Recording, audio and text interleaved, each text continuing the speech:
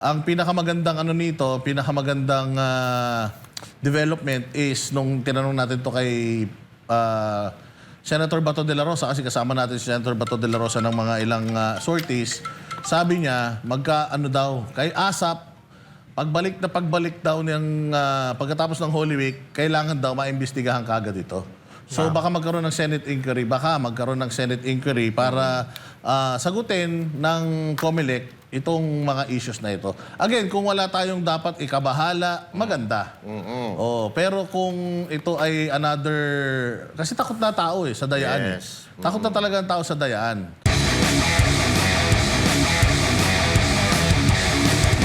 Pero Jay Guevara, ikaw, anong experience mo?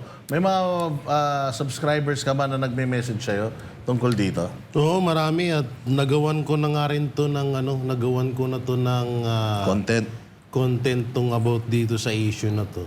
Dalawa lang naman din to eh. Totoo yung dayaan at ito ay isang panibagong mind conditioning na naman para parang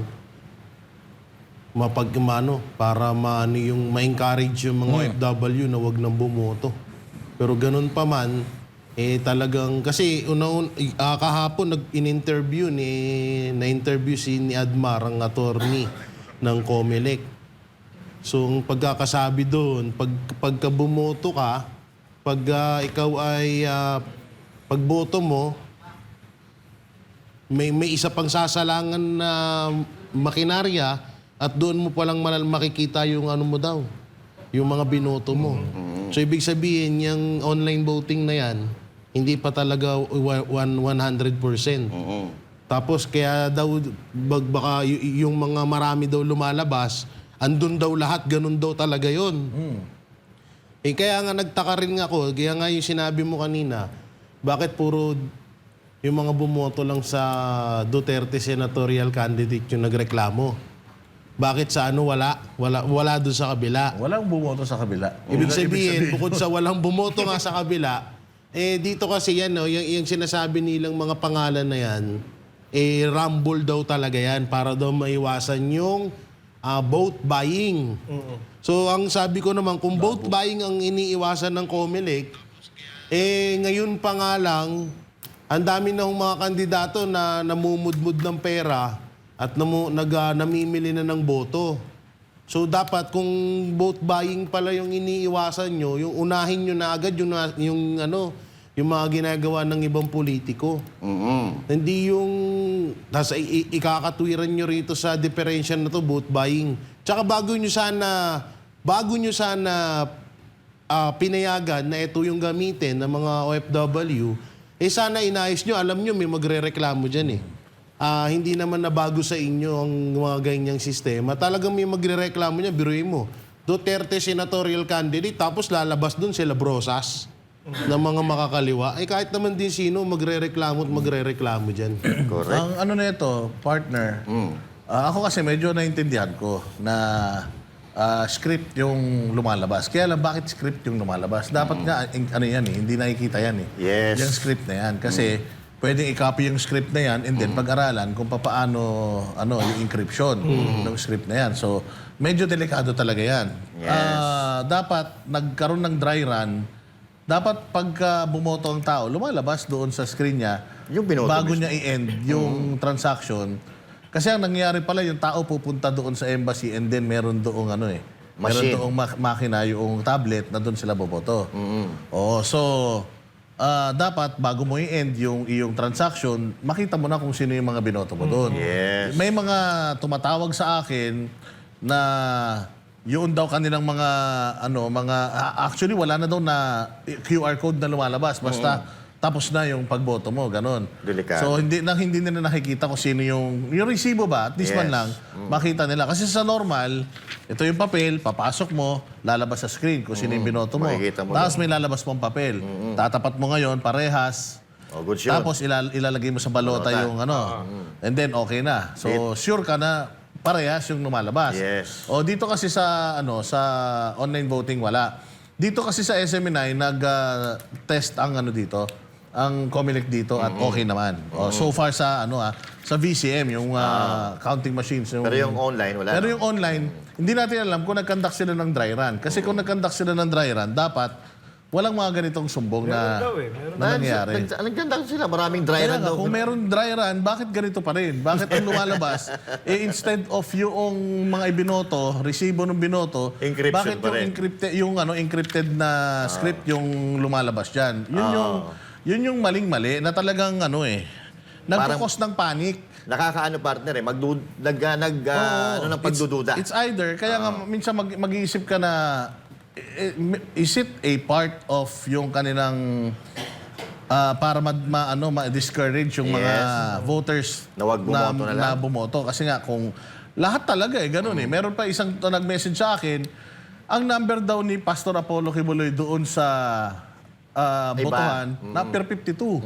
So anong iboboto ko? Sabi niya yung 52 ba o yung 53 na number niya? Kasi yung 53, kung 52 si Pastor Siyempre, Kibuloy, iba na yun. Katulad doon, di ko alam kung anong Meron din sa akin, isasuggest ko sa kanya. meron din sa akin nag-send noon. Parang sinabi ko na lang, baka yung luma yan. Kasi nagkano, di ba? Parang nagbalangga-balanggado. Kasi may umalis, may tinanggal, may bumalik din ulit. So ngayon, 53 naman talaga. Pero Yun hindi ang pa rin problema natin, partner. hindi Kasi pa rin nga- natin may alis na may ganun nga rin nangyayari. Ngayon, tinanong natin diretso kay Attorney Jimmy Bondoc yan.